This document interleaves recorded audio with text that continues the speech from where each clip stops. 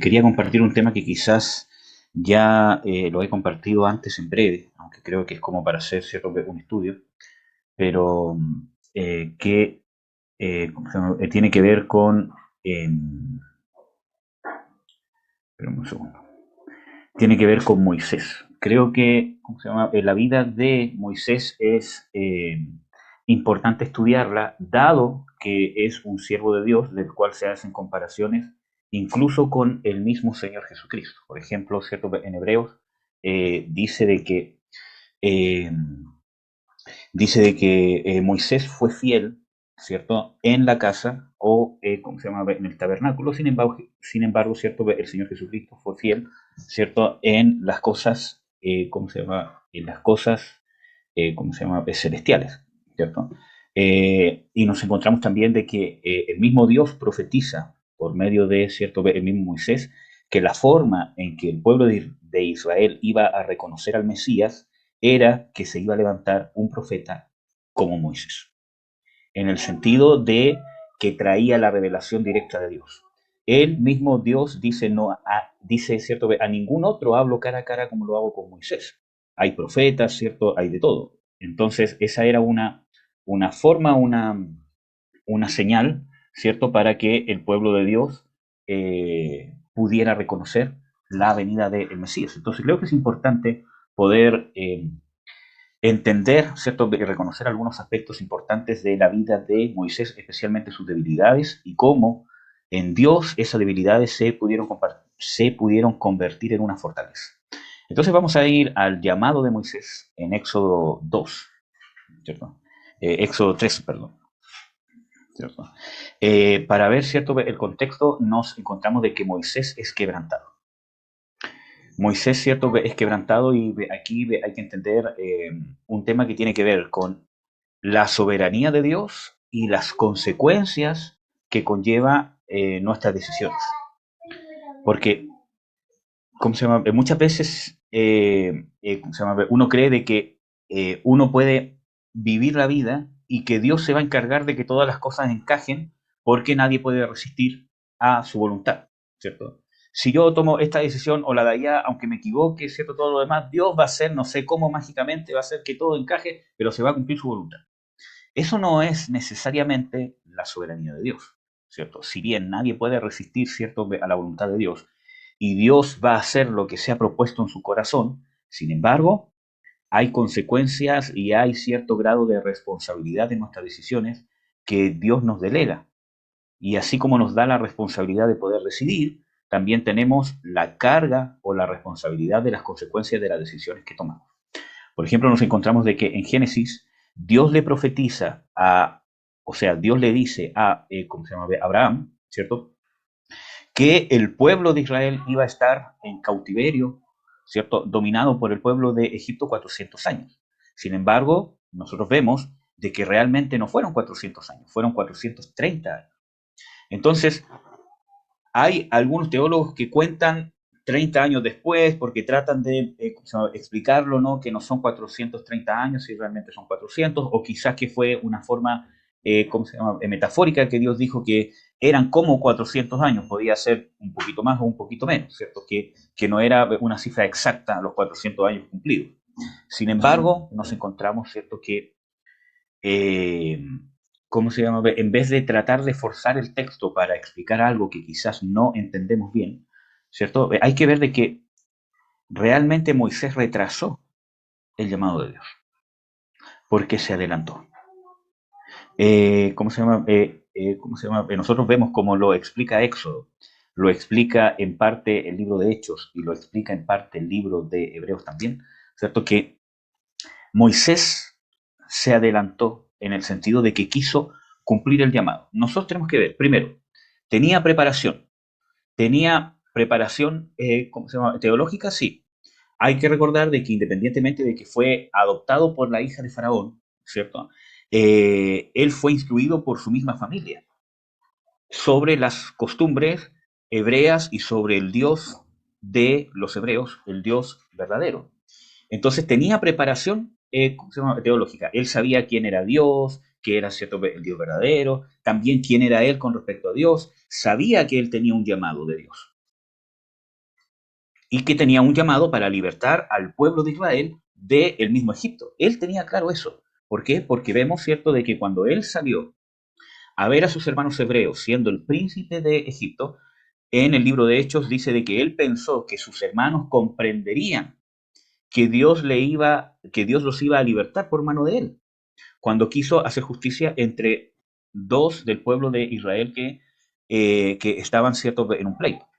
Entonces, vemos de que él tenía todo eso claro, en su mente estaba súper claro, tenía el llamado, sabía, ¿cierto? Y tenía la preparación teológica. Y no solamente eso, sino que también tenía la preparación natural, ¿cierto? ¿Por qué? Porque en el pueblo egipcio fue preparado, dice de que era un hombre de palabra, un hombre con conocimiento, un hombre con sabiduría, un hombre elocuente, un hombre conocido. Era un príncipe de Egipto, ¿cierto? Entonces, era alguien que probablemente tenía preparación en ciencia, en liderazgo, en muy probablemente, ¿cierto?, en estrategias, ¿cómo se llama?, militares, ¿cierto?, ¿cómo se llama?, administrar, ¿cómo se llama?, en comunicación. Tenía todas esas preparaciones. Era era perfecto para poder emprender la libertad al pueblo de Israel. Y es más, tenía influencia, porque estaba metido dentro de la política de Egipto. Podría haber negociado desde su punto de vista, ¿cierto? Y, ¿cómo se llama? Usando el puesto que tiene como hijo de la hija, ¿cómo se llama?, de Faraón, haber movido sus influencias familiares, ¿cierto?, para poder conseguir, ¿cierto?, que el pueblo de Israel pudiera ser liberado o algún otro consenso. Entonces tenía el cargo, estaba en el lugar, tenía la preparación teológica y tenía incluso la preparación, ¿cómo se llama?, natural, estaba en el lugar indicado, en el lugar de influencia indicado. Pero vemos de que no fue así. Por eso, hermanos, no necesariamente tener un lugar de influencia en el gobierno es estar metido en la política. Puede ser. Pero si no tengo si no es de Dios el momento y la forma en que voy a influenciar, que eso tiene que ver con lo interior, porque Dios tenía que cambiar lo interior de Moisés. Entonces vemos de que Moisés se adelantó y como ya sabemos, ¿cierto? Eh, quiso, ¿cierto?, hacer justicia, ¿cierto?, en el pueblo de Israel y posteriormente vengó a, a, a alguien del pueblo de Israel que había sido maltratado por un egipcio, matando al egipcio, ¿cierto? Y por consecuente, Faraón se enteró de el asunto y lo quería matar y él tuvo que huir al desierto. Y nos encontramos que estuvo en el desierto 40 años. Y después de esos 40 años, recién Dios le hace el llamado. ¿Qué nos muestra eso? Que estos 400 años que Dios había dicho, pero que realmente pasaron 430 años, nos damos cuenta que por causa de la inmadurez de Moisés, se retrasó la salida del pueblo de Israel 30 años. Y obviamente eso trajo consecuencias. Y no solo para Moisés, sino obviamente para el pueblo de Israel, porque fueron ellos los que tuvieron que estar 30 años más bajo esclavitud. Entonces, vemos de que probablemente si Moisés no se hubiese adelantado, probablemente 10 años después Dios hubiese levantado a Moisés y le hubiese dicho aquí y ahora.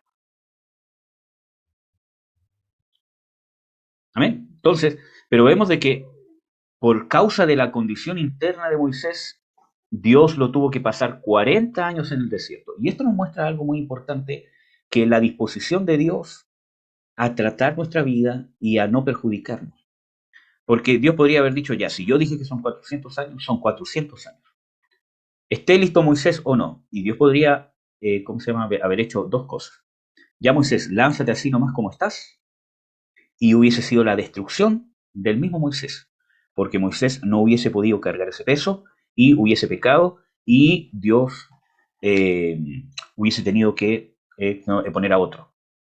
O sencillamente Dios dice, ya, si no estás listo, escojo a otro. Y punto.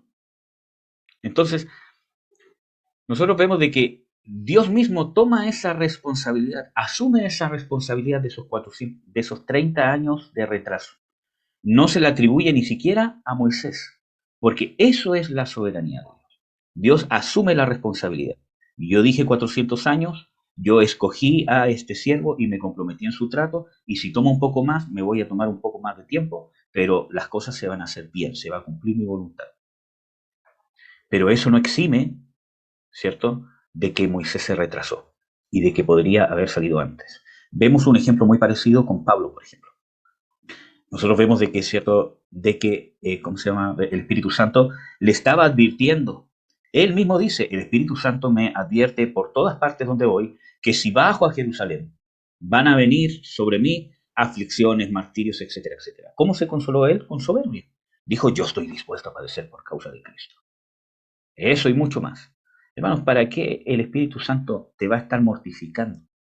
Que te va a ocurrir algo malo si vas a cierto lugar. Te va a decir, si vas allá, te va a pasar algo malo. Si vas allá, te van a torturar. Si vas allá, te van a hacer algo malo. Si realmente el Espíritu Santo quisiera que fueras para allá, la advertencia sería, mira, ve, esfuérzate, sé valiente, te van a ocurrir cosas malas, persecución, todo lo demás por causa de mí, pero yo estoy contigo. Como lo hizo con el mismo Pablo en su momento. Él mismo dice de que el mismo Señor se le apareció, ¿cierto? ¿Cómo se llama? Años antes, ¿cierto? ¿Cómo se llama?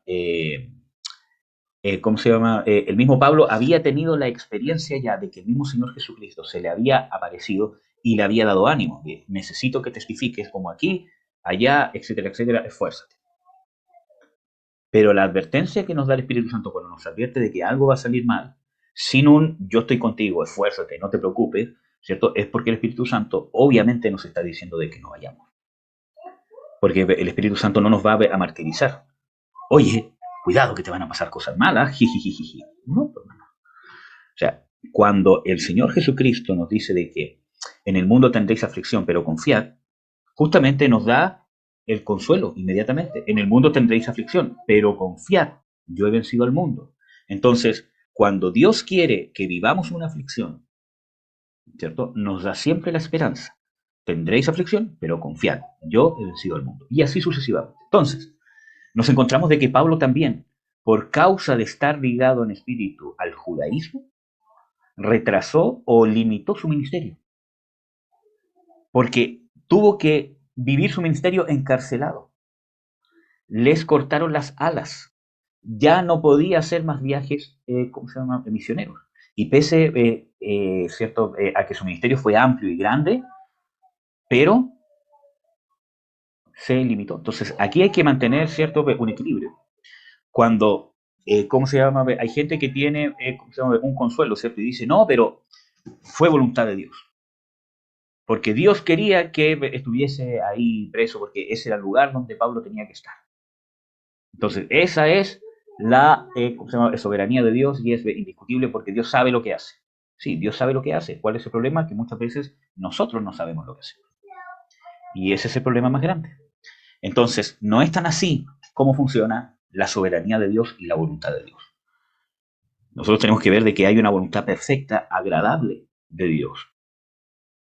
Y Dios nos quiere llevar a la madurez, en el sentido de que nosotros nos podamos comprometer con la voluntad de Dios y que la podamos entender, que no andemos volando, teniendo que ser impulsados por la voluntad de Dios por cosas externas. Y esa es la madurez a la cual Dios nos quiere llevar. Y muchas veces nosotros no queremos dar ese paso porque no queremos asumir la responsabilidad de equivocarnos. Y cuando una persona, un hombre o una mujer de Dios está dispuesto a asumir las responsabilidades de equivocarse, no echarle la culpa a Dios, ¿cierto?, de los errores, sino asumir la responsabilidad, ¿cierto? Entonces nosotros podemos escalar en la madurez. Y Dios asume la responsabilidad incluso de nuestros errores, como el caso de Moisés o como el caso de Pablo. Por ejemplo, nosotros nunca vemos de que Dios le hace una recriminación, ¿cierto?, a Moisés por esos 30 años. O nunca le hace una recriminación, ¿cómo se llama?, a Pablo. Te dije que no bajaras a Jerusalén. Mira cómo estás preso ahora, podrías haber ido para allá, para acá. Quizás Pablo entendió que su ministerio estuvo ¿cómo se llama?, limitado por su ligadura con el judaísmo, incluso por su temor, porque hubo un momento que él, ¿cómo se llama?, apeló a César, y cuando llegó el rey Agripa y dio su caso, él mismo dice, podríamos dejar a este hombre en libertad si no hubiese apelado a César, porque no confió en la protección de Dios. Entonces, vemos nosotros de que tenemos que asumir esa responsabilidad si queremos realmente crecer y si queremos realmente poder trabajar en equipo con Dios. Porque eso es lo que quiere Dios, que podamos trabajar en equipo con Él. Vemos eso, por ejemplo, cuando, ¿cómo se llama? Cuando, ¿cierto? El mismo Pablo dice de que somos coadjutores con Dios, ¿cierto? Los ministros que son hallados fieles, ¿cierto? Son coadjutores con Dios. Jesús nos muestra ese ejemplo como el ministro de ministros. Dice, mi padre trabaja y yo trabajo. Entonces, él quiere un equipo. Dice, tienen que recoger conmigo. Entonces, habla de un equipo, de un trabajo en conjunto. ¿Verdad? El mismo Señor Jesucristo dice, ya no os llamaré siervos, sino amigos. Y eso habla no simplemente de un Señor con siervos que les ordena hacer cosas, sino está hablando de un equipo, amigos. Hay una relación íntima, hay un compromiso, hay una unidad. No estoy trabajando en conjunto con la persona porque es mi Señor o porque es un jefe, sino porque hay una amistad, hay un compañerismo, hay un compromiso en que terminemos la obra que empezamos. Y cambia, hermanos. Y esa es la diferencia muchas veces, bueno, desde cierto desde un aspecto, ¿cómo se llama? Natural, aunque es mucho más amplio que en eso, pero uno podría decir de que esa es la diferencia muchas veces entre un jefe y un líder. Yo tuve la oportunidad de, ¿cómo se llama? Liderar a cierto grupo de, ¿cómo se llama? De personas, ¿cierto? De ser jefe de, ¿cómo se llama? 70 personas, pero ser líder de un equipo de 3 personas, bueno, ¿cómo se llama? Conmigo 4, ¿cierto? Y de ser líder de ellos porque ellos eran los que tenían sus subgrupos. Entonces, por nuestra forma de ser, por nuestra forma de liderar, ¿cierto? Esas personas terminaron comprometiéndose con mi causa. Y cuando yo tenía que hacer cosas extras, sin pedirles yo que hagan esto otro, ellos solos, por su iniciativa propia, sin pedírselo, decía, oye, Eduardo, ¿qué es lo que estás haciendo? No, no, no, sí,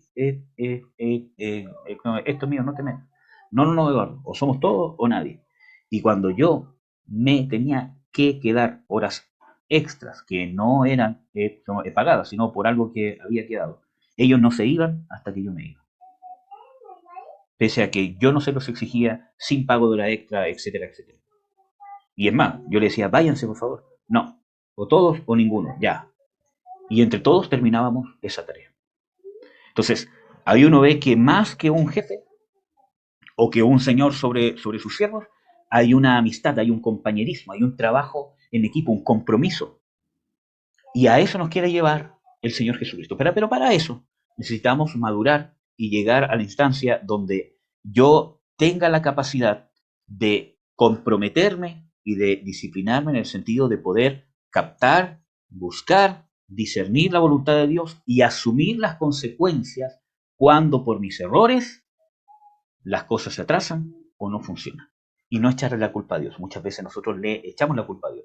Es que este de aquí que no me deja surgir. Es que este de acá que no me deja surgir en mi llamado. Es que este de acá que aquí, que allá, que el trabajo, que la situación económica, que mi marido, ¿cierto? Que mi esposa, que mi hijo, que tengo hijo y no puedo, que tengo esposo y no puedo, que tengo esposa y no puedo, que aquí no puedo. Y le echamos la culpa a Dios.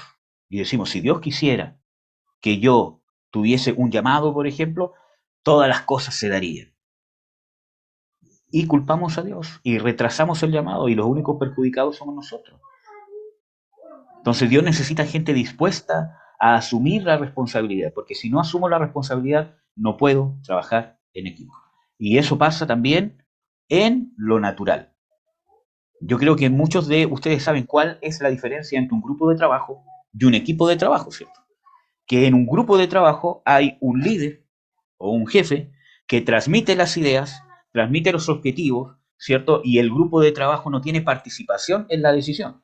O puede tener una participación muy mínima, pero en un grupo de trabajo no puede tener participación, porque es un grupo. Yo necesito, ¿cierto?, traspasar las ideas, las metas, todo lo demás hacia el grupo de trabajo y que él ejecute.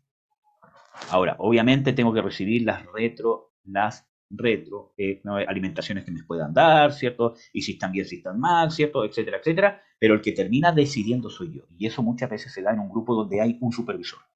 Es un grupo de trabajo, no es un equipo. Y yo no puedo querer transformarlo en un equipo de trabajo porque si no, no va a funcionar. Hay tareas donde tiene que funcionar como grupo. Y en los grupos hay un supervisor, por ejemplo. Pero cuando hay un equipo de trabajo es diferente. Porque el líder, para poder formar un equipo, tiene que hacer parte al equipo y tiene que integrarlo al compromiso de los objetivos, de lo que quiero llegar, ¿cierto? Y el líder tiene que tener la capacidad no solamente de ordenar y de ver cómo está la gente y que las metas se estén cumpliendo, sino que tiene la tarea de integrar de manera tal de estar pendiente de que todos estén comprometidos con las metas y entre todos se toman decisiones. Quizás él tiene la decisión final, pero los tiene que integrar porque necesita formar un equipo de lo que él necesita para poder llevar una idea, para poder llevar una jefatura, ¿cierto?, hacia los diferentes grupos de trabajo. Bueno, perdón por extenderme mucho con esto, pero quiero que entiendan esa idea, ¿cierto? Para formar un equipo, ¿cierto?, se necesita gente comprometida, gente que tenga un compromiso que va más allá de una persona que simplemente hace su trabajo cuando se lo ordena. Con mayor razón en el reino de Dios. Muchas veces nosotros somos siervos de Dios que simplemente hacemos lo que se nos ordena. Incluso lo que Dios nos ordena. Pero no vamos más allá. No hay iniciativa. No hay una búsqueda. ¿Qué tengo yo que puedo aportar? ¿Cómo puedo crecer? ¿Cómo puedo aprender? ¿Cómo puedo hacer crecer esta obra? Y ahí puedo formar un equipo. Un equipo ministerial con el mismo Espíritu Santo, hermano. Entonces, no es menor. Pero si yo voy a estar culpando, porque miren, el que ha estado como jefe, ¿cierto? El, el peor problema de los grupos ¿cómo se llama?, de trabajo, son las quejas. Y aquí, que ya, que no me dan esto, pero la diferencia es que cuando formas un equipo de trabajo, las quejas se convierten ¿en qué? En buscar soluciones. Porque el equipo asume, cuando hay una falencia, asume cómo encontramos una solución. En cambio, el grupo de trabajo no. Toma, te entrego mi queja, solucionamelo, porque si no, no puedo hacer el trabajo que tú me estás ordenando. Y muchas veces así somos con Dios. Señor, solucioname este problema porque si no, no puedo servirte. Ayúdame para tener más tiempo, porque si no, no puedo servirte. Entonces, mientras no se solucione eso, no te sirvo. Simplemente no te sirvo. Mientras no vea yo que se solucione el problema que creo que me está impidiendo. Y nos quedamos en un nivel inferior. Y nos perdemos la participación del reinado. Somos parte del reino, pero no del reinado. Porque simplemente, ¿qué somos? Gente que recibe órdenes. Mira, hermanos, y esa es la diferencia entre hijos y siervos. Cuando Pablo explica este concepto, que es un concepto,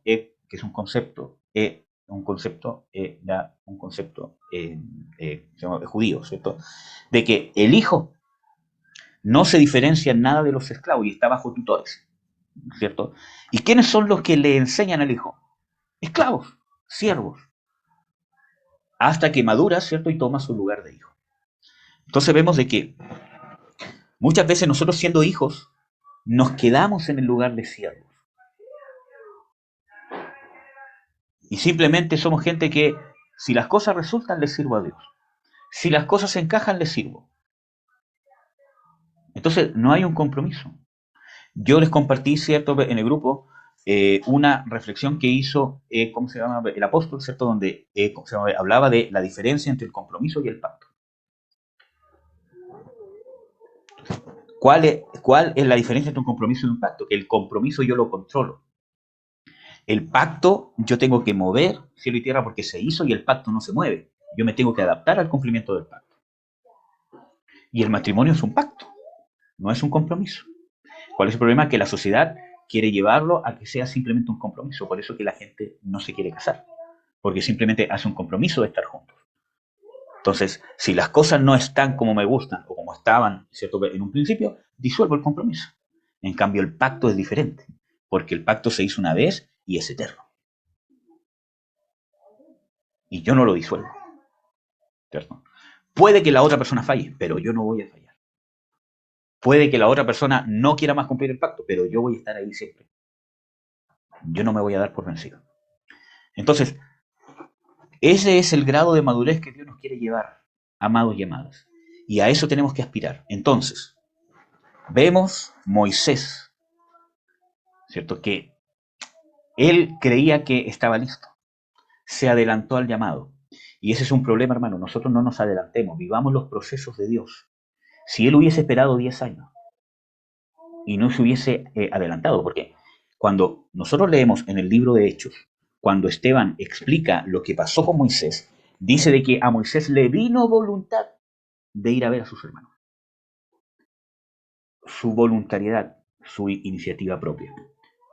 Quiero ser profeta, quiero predicar, quiero enseñar, quiero ministrar a otros, quiero hacerlo y tengo voluntad de hacerlo y simplemente lo hago. Y puede ser que tengas el llamado, que sea genuino, pero no hagamos con voluntariedad las cosas. Hagámoslas bajo la perfecta voluntad de Dios. Y eso conlleva muchas veces darme la vuelta larga. Y es lo que la gente no quiere hacer. Tengo el don, tengo sueños, tengo una revelación, doy un consejo, ¿cierto? Y la gente, hoy sirve, ya me lanzo. Moisés tenía todo, tenía teología, conocimiento, sabía que tenía el llamado, tenía claro que él iba a ser el libertador del pueblo. Lo cual era cierto. Tenía la preparación natural, tenía el puesto para ser líder, tenía de todo para ser el libertador del pueblo de Israel de Egipto. Lo único que le faltaba era el respaldo de Dios. Pero tenía la teología, tenía el conocimiento bíblico, tenía de todo. Y no era el tiempo. Si hubiese esperado 10 años, por su impaciencia, no hubiese tenido que esperar 40. Pero muchas veces, no, es que me tengo que lanzar porque se me pasa el tren, porque tengo que predicar, porque ¿cómo se llama? Aquí me casan, ¿cierto? Que no. Y así los ministerios se adelantan y en vez de adelantarse, se retrasan. Porque en su misericordia Dios se compromete que si lo vamos a hacer bien. Pero necesitamos llegar a ese nivel de madurez. Entonces, ¿qué pasó con Moisés? Estuvo 40 años y esos 40 años Dios tuvo que deshacer todo lo que quizás Dios podría haber usado. Podría, cierto, haber usado sus conocimientos, su influencia, que él tenía como príncipe, etcétera, etcétera, podría haber usado. Pero la condición interna de Moisés invalidó todo lo natural que tenía. Porque miren, hermanos, Dios no necesita nuestros dones, nuestras habilidades, nuestra experiencia. Dios no lo necesita. Dios puede usarlo, claro que sí, y lo usa, pero Dios no lo necesita. Entonces, cuando por mucha experiencia que yo tenga, por mucho testimonio que yo tenga, por mucho don que yo tenga, habilidad que tenga, experiencia en un tema que tenga, etcétera, etcétera, que yo tenga, pero mi condición interna no es conforme a la perfecta voluntad de Dios, no sirve. Necesito ser tratado. Porque las cosas externas Dios las puede encontrar en cualquier persona. Muchas veces, ¿cómo se llama? Nosotros creemos que tenemos una experiencia de dolor y de rechazo, pero incalculable, y no tenemos idea que hay muchas personas más que han sufrido mucho más que nosotros y que han salido adelante, mucho mejor que nosotros. Por eso de que esas cosas externas, Dios las usa, las quiere usar, pero dependen de nuestra condición interna. Entonces Moisés tuvo que ser tratado 40 años en el desierto, a tal punto que fue un hombre totalmente diferente al hombre que estaba en Egipto. Y vamos a ver aquí el llamado que le hace Dios. En Éxodo 3 dice, bueno, como todos saben, estaba apacentando las ovejas que no eran de él, sino que eran ¿cómo se llama? Su suegro. Aquí vemos de que no tenía nada propio, había una inestabilidad económica. Apacentaba las ovejas de su suegro. Entonces, era una situación compleja porque dice, tengo trabajo por causa de que estoy casado con su hija. Dudas, luchas, será, no será. No había ningún emprendimiento propio, 40 años, porque estaba atado. Bueno, Dios le hace el llamado. ¿Ya? Y vamos a ver en el versículo 10 de Éxodo 3 lo que Dios le dice. Ven, por tanto, ahora, y te enviaré a Faraón para que saques a mi pueblo, los hijos de Israel, de Egipto. Esto era algo que Moisés ya sabía. Sus padres ya se lo habían dicho, tenía esa teología, tenía ese conocimiento y obviamente en 40 años no se le había olvidado. Lo sabía. Sabía que él era el libertador. Entonces, pero vamos a ver en qué condición estaba ahora Moisés. ¿Ya? Entonces Moisés respondió a Dios, ¿quién soy yo para que vaya Faraón y saque de Egipto a los hijos de Israel? Y yo les voy a comprobar de que aquí Moisés tenía todavía o había quedado con amargura en su corazón. Incluso, en parte, en contra de Dios mismo. Se los voy a comprobar. Entonces, vemos a un Moisés que sabía que él iba a ser el libertador del pueblo de Israel. Y cuando llegó el momento, después de 40 años, ¿cuál es el problema? Que perdió la esperanza. Ya no tenía anhelo. Dejó de desear ser el libertador del pueblo de Israel. Porque se amargó.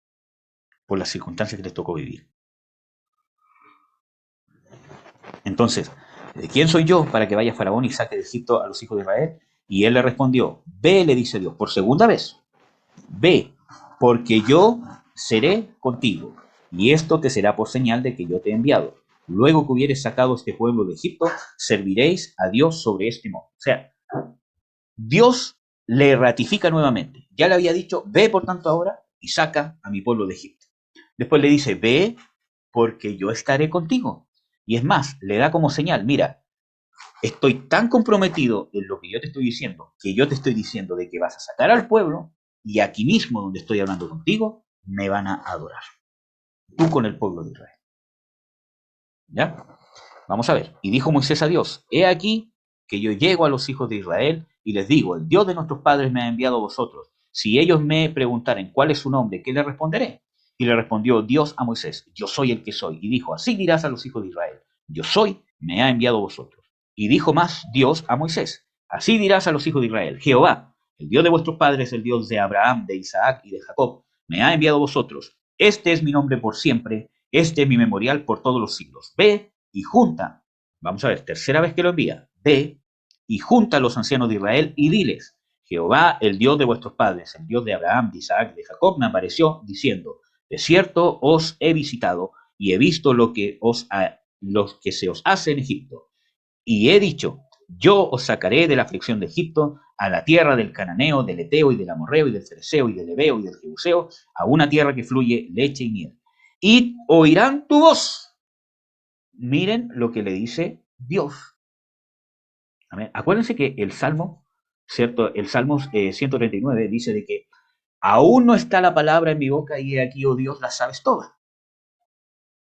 Y vamos a ver por qué es esto, porque ya Dios conocía el corazón de Moisés. Entonces, antes que él dijera algo, Dios le está dando lo necesario para que pueda confiar. Oirán tu voz e irás tú y los ancianos de Israel al rey de Egipto y le diréis, Jehová, el Dios de los hebreos, nos ha encontrado. Por tanto, nosotros iremos ahora, camino de 3 días por el desierto, para que sacrifiquemos a Jehová nuestro Dios. Mas yo sé que el rey de Egipto no os dejará ir, sino por mano fuerte.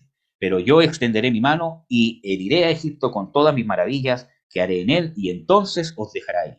Y yo daré a este pueblo gracia en los ojos de los egipcios, para que cuando os partiereis no salgáis vacíos, sino que demandará cada mujer a su vecina, a su huésped, vasos de plata, oro, etcétera, etcétera.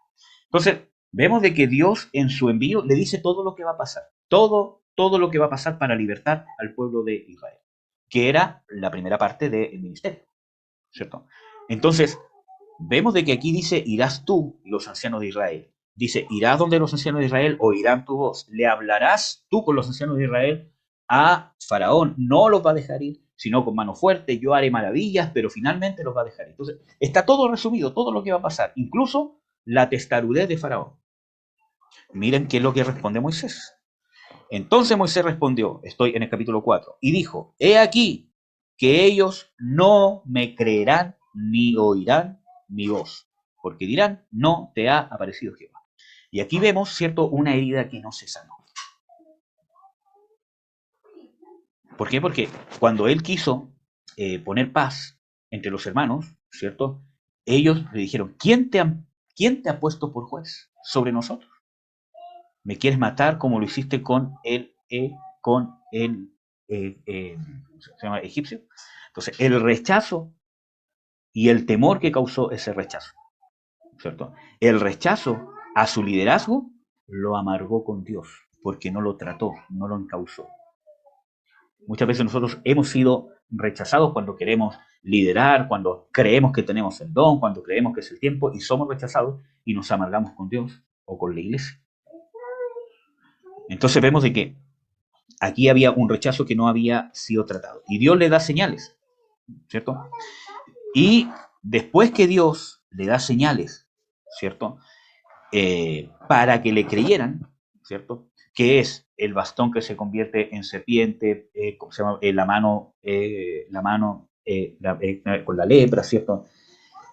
Aún en eso, Moisés, en el versículo 10 del capítulo 4, responde. Entonces dijo Moisés a Jehová, ay Señor, yo no soy hombre de palabras de ayer ni anteayer, ni aún desde que tú hablas a tu siervo, porque soy tardo en el habla y torpe en la lengua.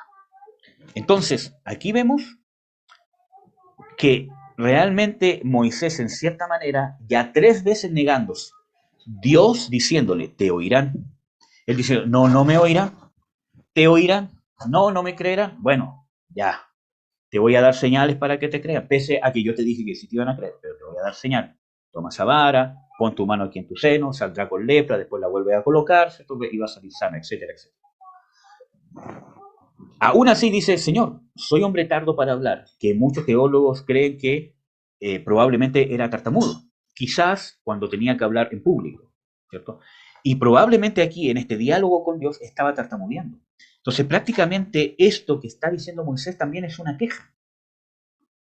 Señor, ¿cómo voy a ir a hablar? ¿Cómo voy a aceptar este llamado si ni siquiera ahora que estoy hablando contigo dejo de tartamudear? O sea, ni siquiera me has sanado esta tartamudez para poder hablar contigo. ¿Ya? Vamos a ver qué es lo que le responde Dios en el versículo 11. Y Jehová le respondió, ¿quién dio la boca al hombre? ¿O quién hizo al mudo y al sordo, al que ve y al ciego? ¿No soy yo Jehová? Ahora pues ve, otra vez lo envía, que yo seré en tu boca y te enseñaré lo que hayas de hablar. Mira, hermano, yo estoy convencido que no era la voluntad perfecta de Dios. Ojo, que no era la voluntad perfecta de Dios desde el principio que Aarón fuese el vocero de Moisés. Es lo que yo puedo ver. Dios no menciona a su hermano Aarón en todo esto, sino que le dice, vas a ir con los ancianos, vas a hablar, yo seré en tu boca. ¿Ya? Entonces, aquí Dios le está diciendo 2 cosas. Primero, que para Dios no es impedimento su tartamudez. Por eso dice, no hice yo al mudo, al sordo, al ciego.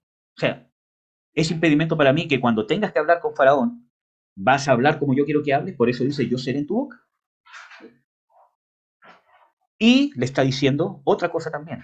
O sea, si estás tartamudo y yo no te he sacado la tartamudez, ¿no crees que es por algún motivo? Que era parte del trato. Vamos a ver qué es lo que responde Dios.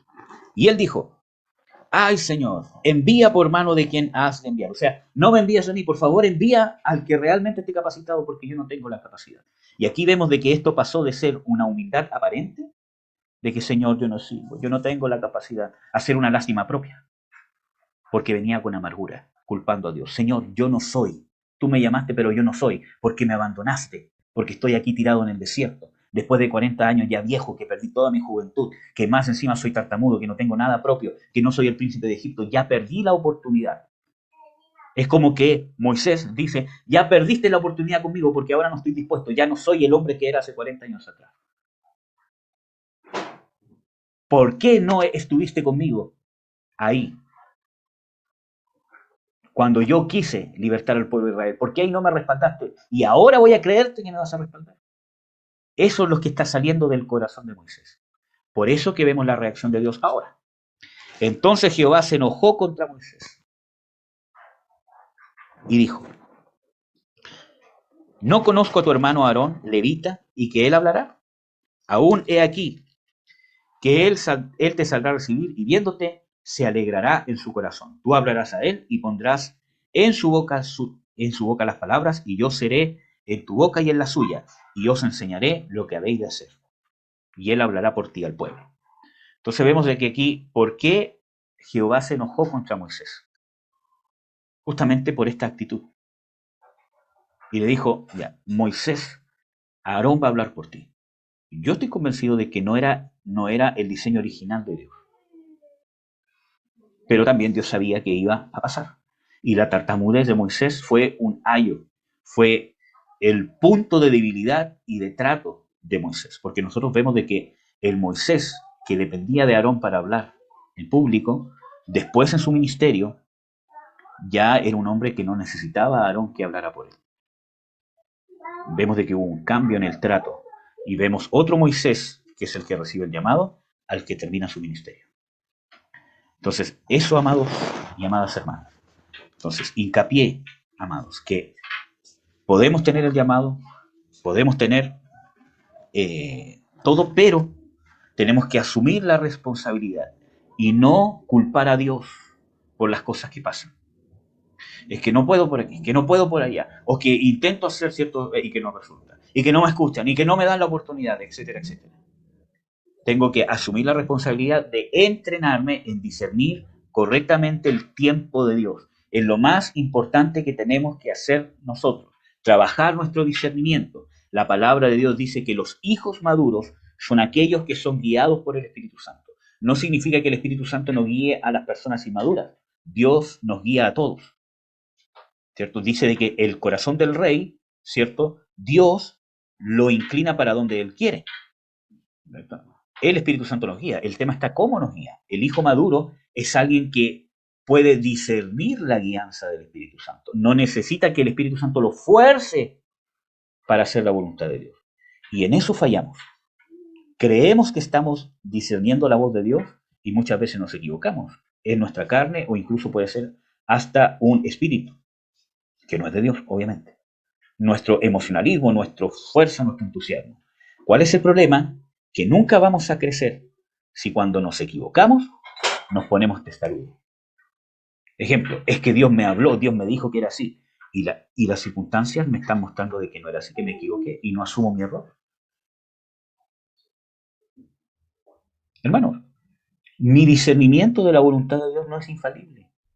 Muchas veces yo he estado convencido que algo es la voluntad de Dios, y con el tiempo me he dado cuenta que realmente no era así.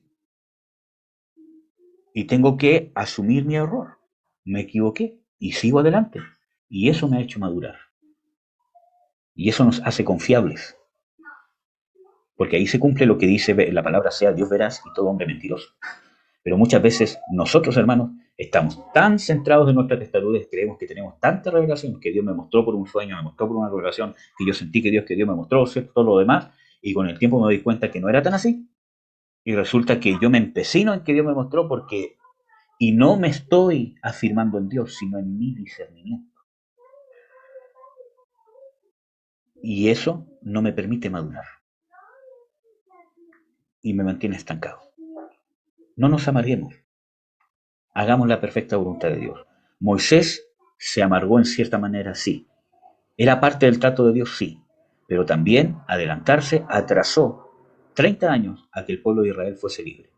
Y no solamente pagó los platos rotos Moisés, sino el pueblo de Israel que tuvo 30 años más bajo esclavitud. Pero Dios asumió ese compromiso, porque Dios usó esas circunstancias en bendición. Amén. Amén, amados. Vamos a orar para terminar y vamos a pasar a las alabanzas, a adorar. Acuérdense que hoy día empezamos al revés. Amén. Padre, en el nombre de Jesús, te bendigo, te doy las gracias, Señor, por tu amor, por tu misericordia. Yo te pido, Señor, que podamos ser firmes, Señor, en el trato, que no nos adelantemos. Si nos hemos adelantado o ha llegado el tiempo que tú esperabas que estuviésemos listos y no lo estamos, Señor, que asumamos nuestra responsabilidad.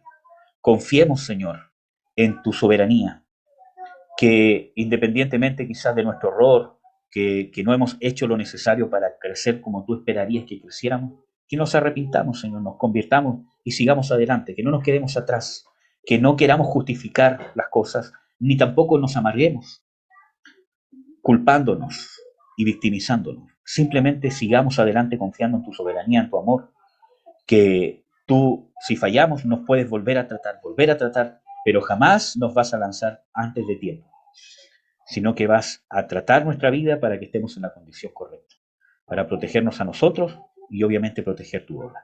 Queremos hacer un equipo contigo, Señor Jesucristo, Espíritu Santo. No queremos ser solamente gente que reciba órdenes por medio de revelaciones o cosas así. Queremos hacer un equipo, pero no imaginarnos que estamos haciendo un equipo. Realmente queremos llegar a ser llamados amigos de Dios. Y para eso necesitamos ser fieles, gente comprometida, gente que asuma sus errores, no de una manera superficial, sino de una manera profunda.